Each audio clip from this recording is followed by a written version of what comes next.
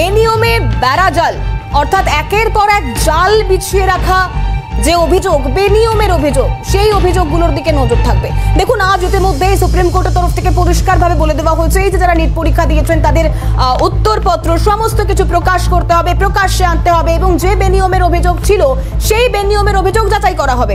কিন্তু অন্যদিকে কেন্দ্রের তরফ থেকে হলফনামা দিয়ে জানানো হয়েছিল এর আগেই যে বড়সড় কোনো বেনিয়ম ঘটেনি নিচে।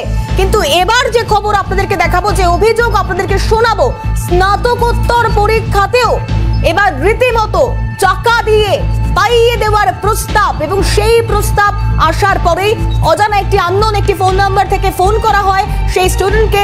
তার পরিবারের লোকজন অভিযোগ করছেন, তারপরেই তারা থানার দ্বারস্থ হয়েছেন। ডাক্তারি পরীক্ষাতে ফের বেনিয়মের অভিযোগ, প্রবেশিকা পরীক্ষার পর এবার স্নাতকোত্তর, সেখানেও দুর্নীতি। ঠিক কি অভিযোগ করা হচ্ছে, কে বা কারা ফোন করেছিল, কি জানেন তারা, কি বলছেন তারা, একবার শোনাই অভিযোগ।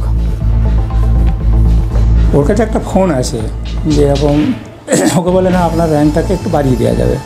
ও তো আমি ঠিক আছে রাখুন, আমি কেটে দেয়। পরে ওর মনে হয়েছে হঠাৎ এই কথা বললো, কেন র্যাঙ্ক কীভাবে বাড়াবে।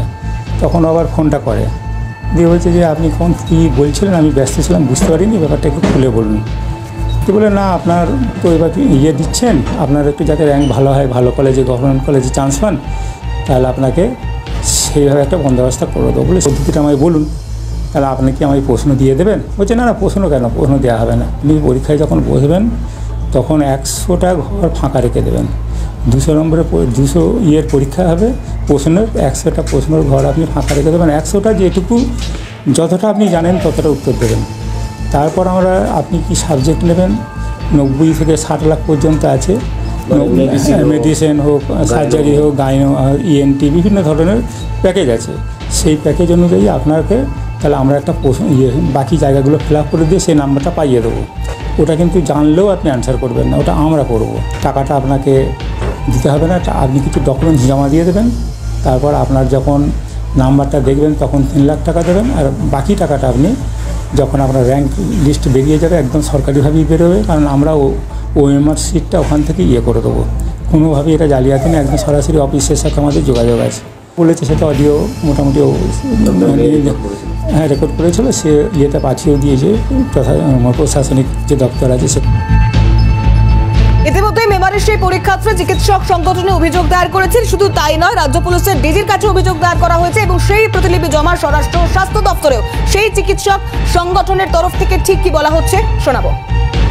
আপনারা জানেন আমাদের সংগঠন association of health service doctors থেকে আমরা রাজ্য পুলিশের ডিজিকে জানিয়েছি যে অবিলম্বে তদন্ত করে এই যে নেক্সাস, এই যে চক্রটাকে ধরতে হবে, তাদের উপযুক্ত শাস্তি দিতে হবে। এবং যে আমরা কেন্দ্র সরকারের কাছেও দাবি জানাচ্ছি যে যে এই পরীক্ষা ব্যবস্থাটাকে সম্পূর্ণ স্বচ্ছ রাখার জন্য যা যা করার তাই করতে হবে। যদি আপনারা না পারেন তাহলে রাজ্যে ফিরিয়ে দিন পরীক্ষা।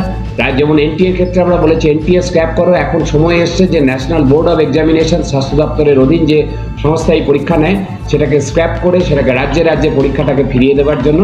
এবং যে বিভিন্ন ইউনিভার্সিটি যেরকম পরীক্ষা নিতেন সেরকম পরীক্ষা যদি এখন নেন, আমরা মনে করছি যে তাতেও যে দুর্নীতি হবে না তা বলছি না, কিন্তু অন্তত ধরা ছোঁয়ার মধ্যে